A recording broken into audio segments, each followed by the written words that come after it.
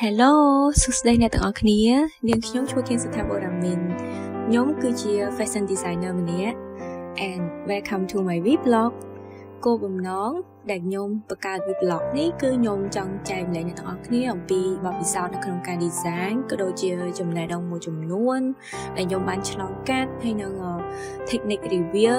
នៅក្នុងការ design របស់ខ្ញុំ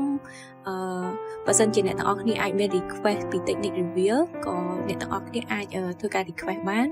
ហើយមួយទៀតក៏ដូចជា process នៃ pattern making ចំពោះថ្ងៃនេះផងដែរខ្ញុំចង់ណែនាំអ្នកទាំងអស់គ្នាអំពីអ្វីទៅដែលហៅថា couture work ចំពោះពាក្យ couture គឺជាភាសាកម្ចីមកពីភាសាបារាំងហៅថា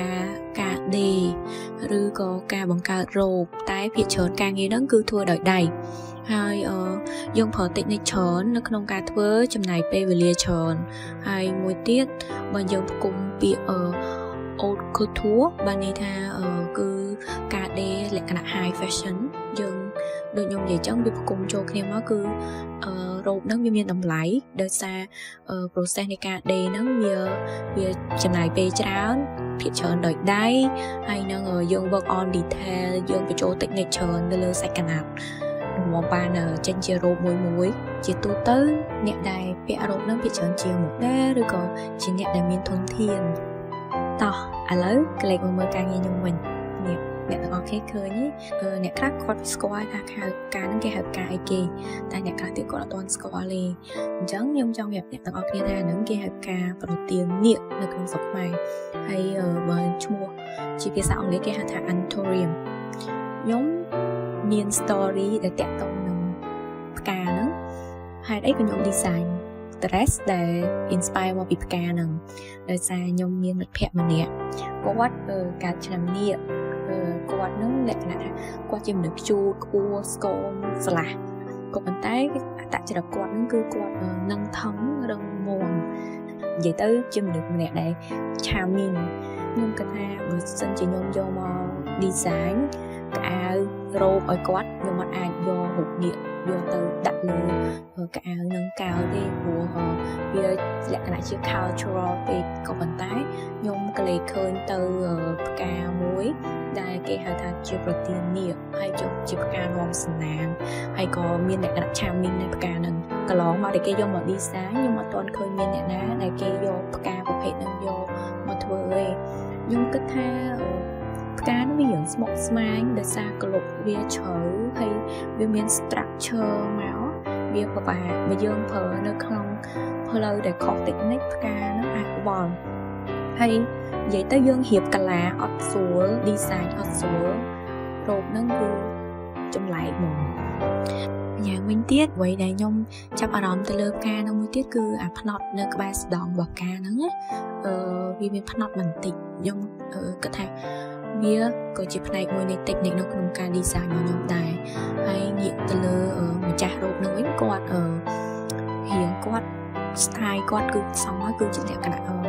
រឹងមាំតែក៏គាត់មានភាពជា princess fairy tale នៅក្នុងនោះអញ្ចឹងខ្ញុំចង់ធ្វើអីមួយដែល create មករៀង princess បន្តិច fairy look បន្តិចតែក៏មានភាព strong រឹងមាំនៅក្នុងនោះដែរឥឡូវងាកមកមើល process នៃការធ្វើរ៉ូបនឹងវិញ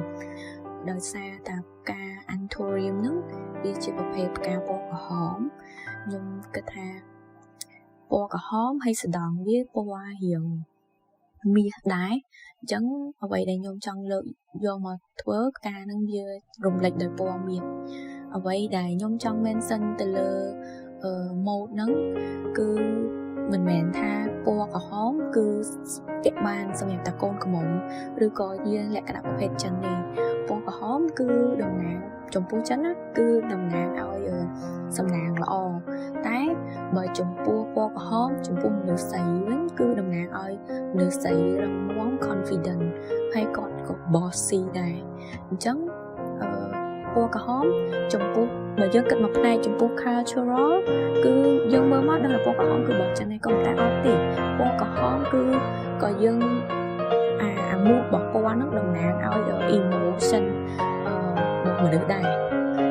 ដើម្បីបានផ្នត់បន្តិចហ្នឹងយើងត្រូវ carefully ជាមួយនឹង pattern មែនតើ thử work on drape ដោយសារ make sure ថាចំណុចសំខាន់នៃកៅអៅហ្នឹងគឺធំហើយផ្នត់ហ្នឹងហ្មងរាល់ពេលដែលយើងដេកអាវតាក់ទងនឹង fitness យើង carefully work នៅមួយជុំធំហ្នឹងបើសិនជាយើងដេកទុកធ្នេអត់ស្រួលឬក៏យើងដេកខុសផ្ជុចចង់បញ្ចូលបន្តិចយើងនឹង low shape របស់គាត់ទៅជាថតទៅជាកពិតទៅជាមើលទៅអត់ត្រូវរៀងហ្មងអញ្ចឹងយើងត្រូវ trap មើលសិនថាតើshape ផ្នត់ដែលយើងចង់បាននឹងទំហំប៉ុណ្ណា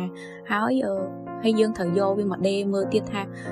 ពេលដែលយើងដេរចំចំណុចហ្នឹងផ្នត់ហ្នឹងវាបត់ដល់មកជុំខ្លួនហ្នឹងវាមិនដែរអញ្ចឹងណាហើយអ្វីដែលខ្ញុំ take risk ហ្នឹងគឺ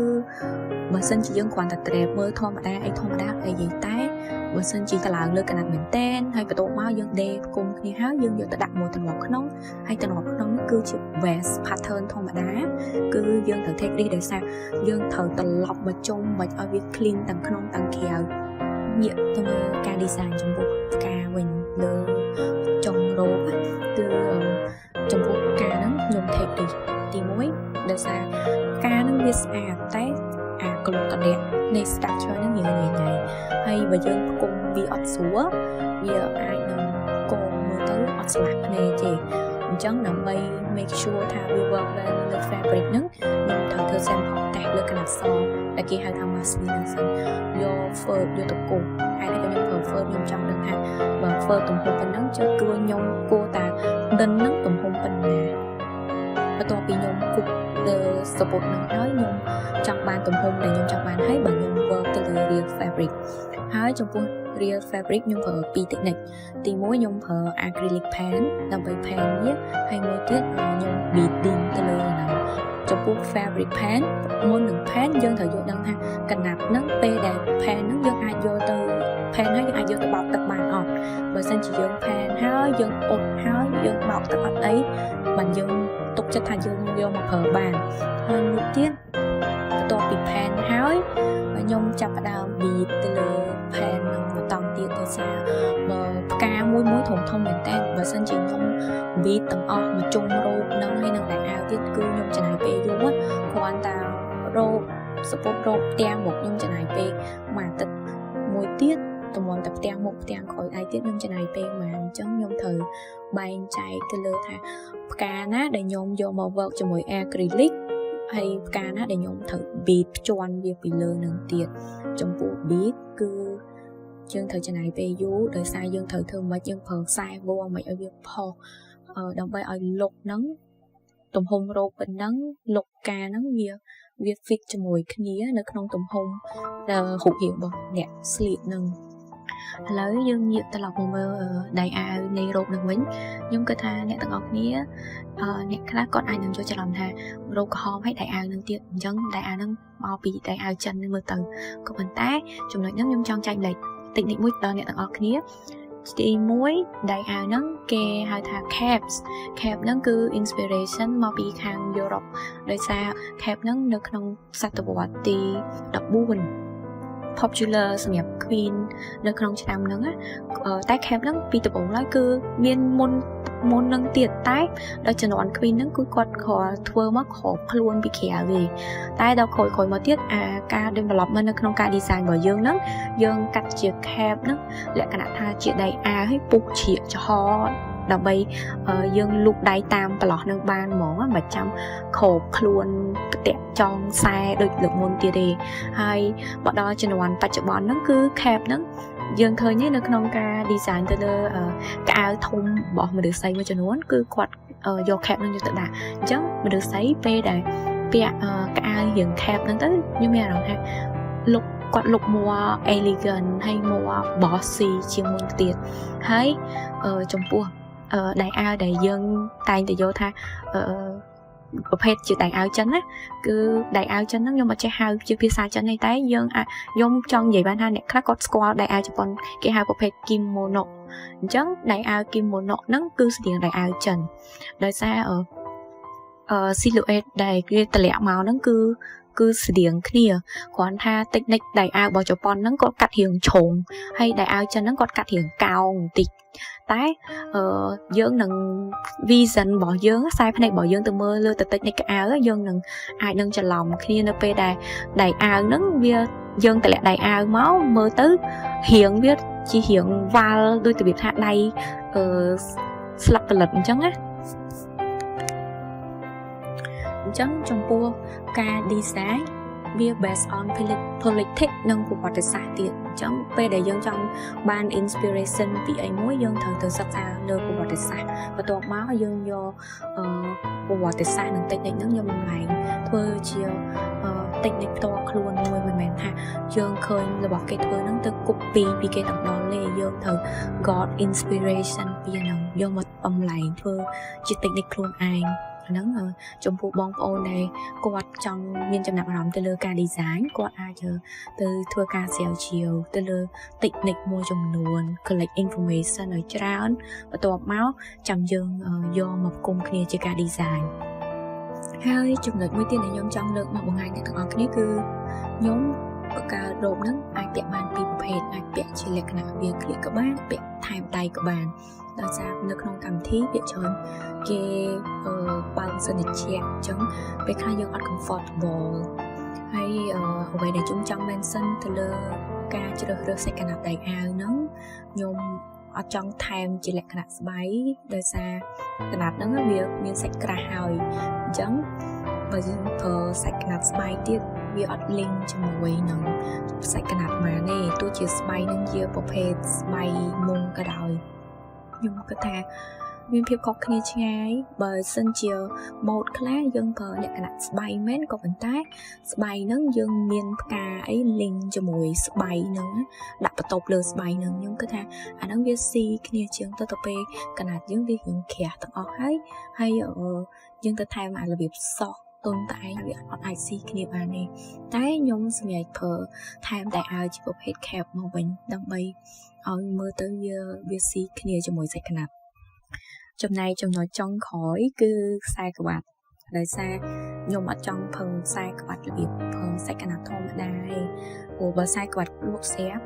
អាចនឹងប្រើក្រណាត់ខុសគ្នាដោយសារនេះយើងប្រើលក្ខណៈក្រណាត់អាល្អអញ្ចឹងទៅជួនកាលទៅបើយើងទិញខ្សែក្បាត់ធ្វើស្រាប់អាចនឹងធ្វើពីសាទីនអញ្ចឹងខ្ញុំអត់ចង់ឲ្យវាខុសគ្នាអញ្ចឹងក៏សម្រាប់ថាគួរតែធ្វើអីដើម្បីឲ្យវាជាប្រភេទតែមួយទៀតចំពោះខ្សែក្បាត់ហ្នឹងខ្ញុំផ្សាកយកកងមាសហ្នឹងយកមកប្រទាក់គ្នាជាខ្សែក្បាត់ព្រោះយើងមានកម្មដិនពណ៌មាសផ្កាយើងពណ៌មាសហើយអញ្ចឹងខ្ញុំចង់ឲ្យខ្សែក្បាត់ហ្នឹងវា relate គ្នាអញ្ចឹងក៏ខ្ញុំយកកងពណ៌មាសដើម្បីមកបង្កើតជាខ្សែក្បាត់ហ្នឹងទៀតហើយឥឡូវខ្ញុំឈានទៅដល់ទីបញ្ចប់ហើយខ្ញុំសង្ឃឹមថាអ្នកទាំងអស់គ្នានឹងយល់ថាអ្វីទៅដែលហៅថា couture work ចំពោះការ design យើងអាចយកprocess មួយយកមកលេងសើចបានទេយើងត្រូវឆ្លងកាត់ការស្រាវជ្រាវនិងធ្វើ experiment ចំពោះ technique ហើយមួយទៀតចំពោះបងប្អូនដែលគាត់ចង់រៀន design សង្ឃឹមថានឹងទទួលបានកំណត់ខ្លះហើយបើសិនជាមានចម្ងល់អីអាចសួរខ្ញុំបានទោះជា comment inbox ហើយនឹងសូមជួយ subscribe ដើម្បីបានព័ត៌មាន update ថ្មីៗអំពី technique review និង process នៃការ design អញ្ចឹងបើអ្នកទាំងអស់គ្នាមានចំណាប់អារម្មណ៍ទៅលើ look នៃរ៉ូបនឹងទាំងមូលអ្នកទាំងអស់គ្នាអាចទៅចូលមើលវីដេអូខ្ញុំបន្តទៀតបានសូមអរគុណបាយបាយ